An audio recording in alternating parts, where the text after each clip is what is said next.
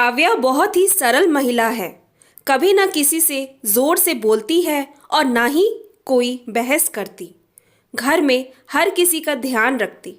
पति, बच्चे, सास ससुर, माता पिता सभी के पसंद नापसंद के अनुसार उनके सभी काम पूरे करती और करवाती। बिना बताए सभी के मन की बात भांप लेती। उनकी ज़रूरतें बिना कहे पूरे कर देती। सिर्फ इतना ही नहीं, आस पड़ोस में भी सभी अपनी दुविधा की घड़ी में काव्या के पास बेधड़क आ जाते। कई बार तो बच्चे और पति उसके साथ गलत बर्ताव भी करते तो वह उसे नज़रअंदाज कर देती, क्योंकि रिश्ते निभने के क्रम में किसी एक को तो गम खाना ही पड़ता है।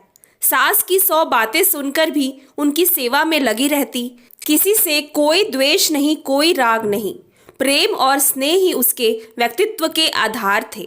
पर उस दिन उसके सब्र और संयम की सीमा टूट गई जब उसके पति ने उससे कहा कि पैसे कोई पेड़ पर नहीं उगते जो तुम उसे अपने बहन के बच्चे पर उड़ाना चाहती हो। खुद कमाती नहीं हो तो पैसे का मोल क्या जानो।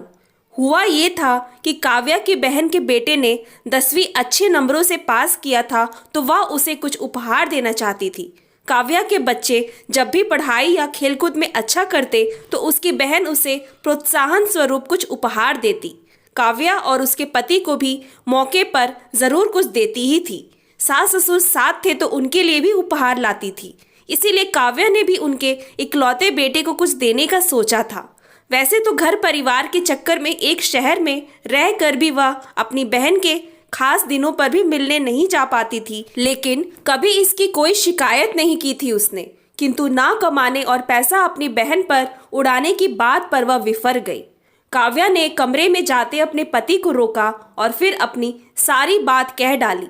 सुनो, ना कमाने को बात फिर कभी ना कहना, क्योंकि शादी के बाद जब मुझे सरकारी नौकरी की नियुक्ति पत्र आया था तो तुमने कहा जो बच्चा तुम्हारे अंदर पल रहा है उसे कौन पालेगा, मेरी माँ से नहीं हो पाएगा। माँ जी ने भी कहा कि कमजोर हड्डियाँ नया बच्चा नहीं संभाल पाएंगी। मुझे कमाने से रोकने वाले तुम थे। अपने बच्चे और माता पिता को सेवा करवाने की खातिर तुमने मुझे अपनी पढ़ाई के साथ न्याय नहीं करने दिया। मैंने सोचा परिवार में बात बढ़ाने का कोई फायदा नहीं, सो चुप रही। अब आते हैं अपनी बहन पर पैसे उड़ाने की बात पर। मेरी बहन ने आज तक जितना मुझे, तुम्हें, तुम्हारे 2 बच्चों को और माता पिता को जितना दिया है, हमने तो उसका आधा भी नहीं दिया है। बोलना नहीं चाहती हूँ पर तुम्हें याद दिलाना ही होगा कि बच्चों को अपनी फुआ से अभी तक एक जोड़ी कपड़ा ही मिला है, वो भी उसकी छठी पर। लेकिन तुमने अपनी बहन पर कितना उड़ाया है वह भी सोचो। इसी साल को ले लो, उसके बच्चे को सोने की जंजीर भेंट की। उसके 8वें जन्मदिन पर बहन बहनोई को महंगी घड़ी दी उनके शादी की सालगिरह पर। फिर होली, दशहरा, दिवाली पर रेशमी और ब्रांडेड कपड़े दिए, ऊपर से मिठाई, मेवे। मैंने तुम्हारे कमाए कितने पैसे बचाए हैं उसका भी सोचो। सभी की बिना कुछ किए जो सेवा की उसका भी हिसाब करो। बिना किसी को एहसान जताए जितने एहसान और त्याग किए हैं उन्हें याद करो। सभी सकते में थे कि ये क्या हुआ है काव्या को। उसका ये रूप तो किसी ने भी नहीं देखा था।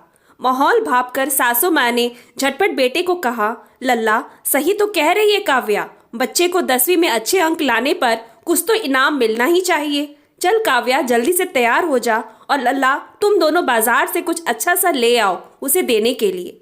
काव्या कमरे में चली गई और पीछे से आते उसके पति ने धीरे से कहा, काव्या माफ करना, हम सभी ने तुम्हें नहीं समझा। सभी को छोड़ो, मैंने तुम्हें वह स्थान और मान नहीं दिया जिसकी तुम हकदार हो। मैं समझ गया हूँ कि पति पत्नी का साथ और बराबरी ही गृहस्थी के सही सही चलने का आधार है। चलो बाहर चलते हैं, सामान लाने नहीं, एक दूसरे के साथ समय गुजारने। Thanks for watching. Please like and subscribe my channel.